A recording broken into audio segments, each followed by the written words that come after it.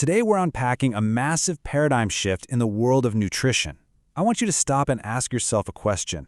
What if the golden rule we've literally been taught for decades, the whole idea that a calorie is just a calorie, what if that's completely wrong?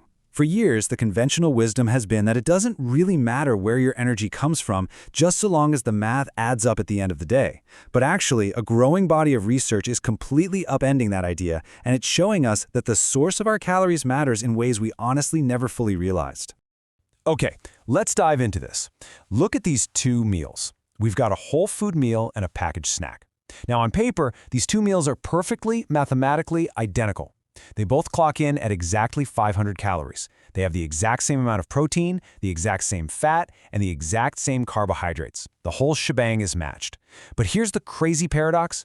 These two identical meals, they are going to trigger drastically different reactions inside the human body. And I want to be incredibly clear right out of the gate here. We are absolutely not demonizing all processed foods. What we're actually talking about is a very specific, modern category of food called ultra-processed food, or UPF. As this definition breaks down, these are industrially formulated products. They contain ingredients that you would rarely, if ever, find in a normal home kitchen. Honestly, they're chemically engineered primarily for three things: hyperpalatability, meaning they taste irresistibly, dangerously good; shelf life, so they can sit in a pantry for months on end; and pure convenience. So we're talking about the massive difference between a simple canned bean, which, yes, is technically processed, and an industrially engineered snack cake loaded with 30 unpronounceable ingredients.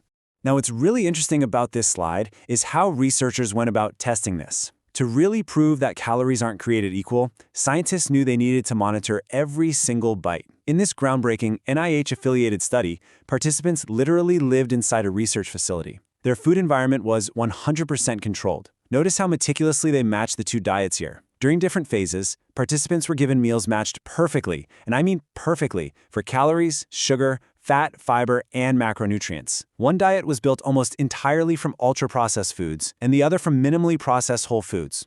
Nutritionally speaking, if you're just looking at the label, these diets were exact clones of each other. But wait, here is the dramatic plot twist. Despite those macros being totally identical, the results were anything but. When participants were on the ultra-processed diet, they spontaneously ate meaningfully more calories per day. They weren't forced to eat more, they just naturally wanted to. And because of this, they actually gained more weight over the study period compared to the minimally processed phase. I mean, this completely blows the whole "a calorie is just a calorie" myth right out of the water.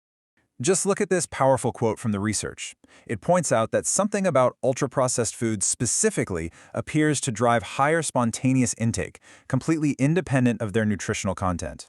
I really want to emphasize this point, because frankly, it should relieve a lot of guilt. If you ever find yourself overeating these kinds of foods, this research proves it's not just a personal failure of willpower. It's actually a biological, physiological response to the food itself. It's wild. And this brilliantly illustrates the big million-dollar question. Why exactly does this industrially formulated food hijack our bodies? Well, researchers have zeroed in on three leading factors. Step one is the eating rate.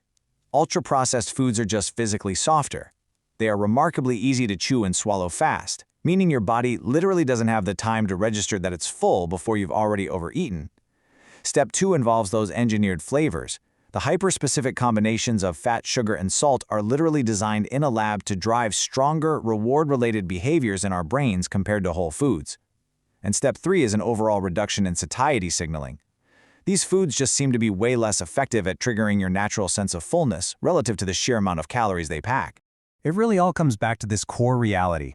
It is an engineered formula, not a willpower deficit.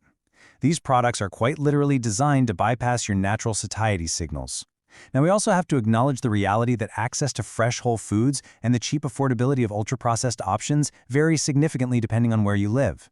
So framing this as purely an individual willpower issue completely ignores how these foods are engineered and how they're accessed in the first place. Because look, it is incredibly easy to hear all this science and start fearing the entire grocery store. But remember, the distinction that matters here is the degree of processing. There are wonderful, minimally processed convenience foods that remain completely nutritious and definitely do not fall into that dangerous ultra-processed category. We're talking about everyday staples like frozen vegetables, canned beans, or plain yogurt. These are affordable, accessible, and genuinely useful options that can make your life a whole lot easier without tricking your brain's fullness signals. You absolutely do not need to demand perfection from yourself or just eliminate convenience entirely. So the crucial point is, how do we actually apply this science in real life without resorting to some miserable restrictive diet? Well, your most powerful filter is actually the ingredient list. When you compare an ultra-processed staple with a minimally processed alternative, the easiest way to spot the difference isn't the calorie count, it's the length of that ingredient list. Ultra-processed products typically have these remarkably long lists filled with chemical components you've probably never even heard of. Minimally processed foods, on the other hand, have much shorter lists made up of recognizable kitchen ingredients.